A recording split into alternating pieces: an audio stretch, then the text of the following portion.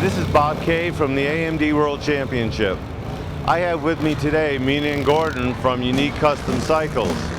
They've come out with this beautiful entry in the open class, freestyle class called Fly Girl. We're going to talk a little bit with Minna about the styling objectives and what she was trying to accomplish with this long, lean chopper. So Minna, tell me what you were thinking about when you were trying to come together with this bike. Well, I've been riding bikes for almost 20 years, and most of those years I've had a chopper with me. So chopper was actually the only bike which I could think that we start building. And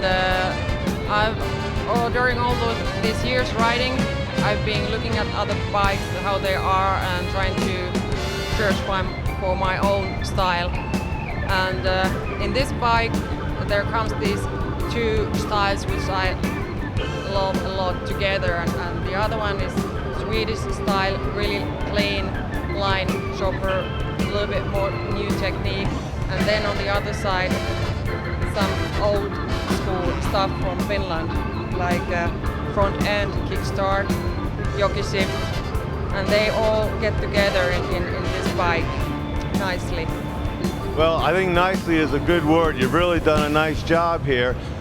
We also ought to mention that this bike is kind of special because it is the Motorcycle Storehouse pick of excellence, and I think Gordon had a lot to do with the execution. So Gordon, what was involved with once you understood Minna's vision? What did you have to do to get the tank and the fender and everything fit so tightly? It's unbelievably smooth.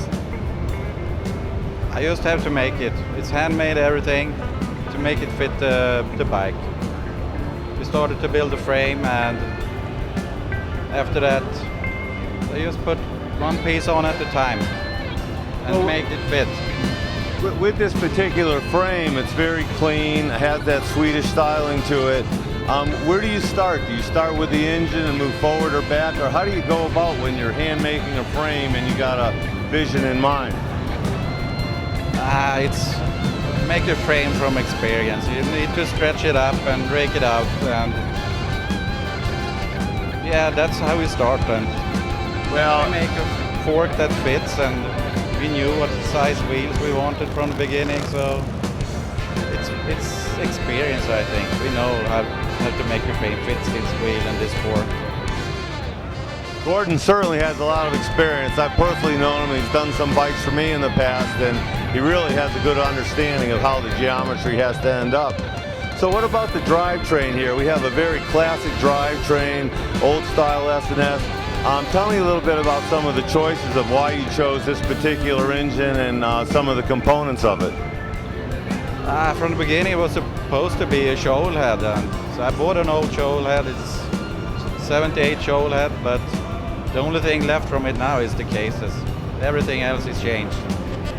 It's S&S flywheels and cylinders and STD heads, Gims lifters and S&S oil pump.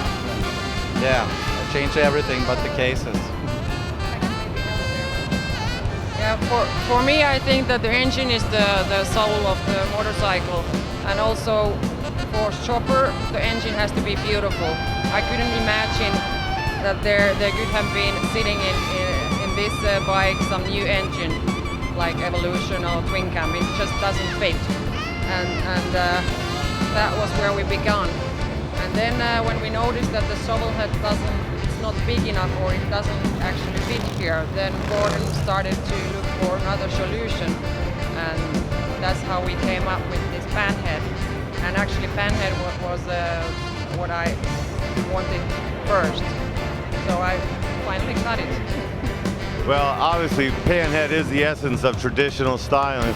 Let's talk a little bit about the brakes and wheels and tires. Who wants to take that? It's Unique Custom Cycle hubs, Acron rims, and the brake in the rear is a PM, and the front brake is PM2 with a ISR rotor. Metzler rear tire, Avon front tire, handmade controls, and yeah. But one of the unique features that I've really noticed on this bike is just the delicate master cylinder and the way everything is so Just nice and tight, perfectly matched. Talk a little bit about that master cylinder and what it took and where that came from.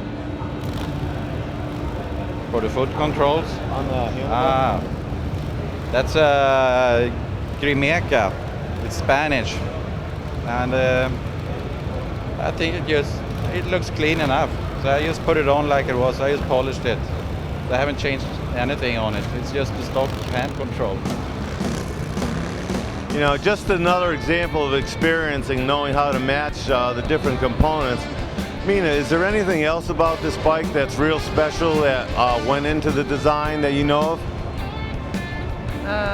Special for me, what I wanted to have in here. Yeah, some of the why you chose some of the different components.